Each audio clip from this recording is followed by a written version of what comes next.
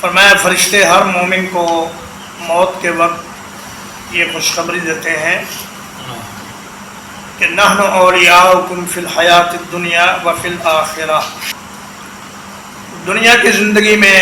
فرشتوں کی دوستی یہ ہے کہ وہ اہل ایمان کے لیے بخشش کی دعا کرتے ہیں، ان کو نیکی کا الہام کرتے ہیں اور ان کو دشمنوں کے مقابلے میں مضبوط کرتے ہیں اور ثابت قدم کرتے ہیں۔ اور آخرت میں فرشتوں کی دوستی یہ ہوگی کہ جب ساری دوستیاں دشمنیوں میں بدل جائیں گی، اس وقت فرشتوں کی اہل ایمان کے ساتھ دوستی قائم رہے گی اور وہ ہر مرحلے میں مومن بندے کے ساتھ رہیں گے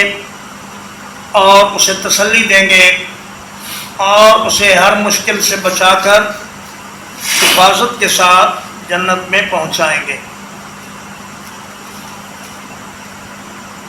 نبی صلی اللہ علیہ وسلم نے فرمایا کہ جو آدمی نماز کا سلام پھیرنے کے بعد اپنی جگہ پر بیٹھا رہے اور تھوڑی دیر ذکر اذکار کرتا رہے تو جتنی دیر وہ بیٹھے گا اتنی دیر فرشتے اس کے لیے مغفرت کی دعا کرتے رہیں گے۔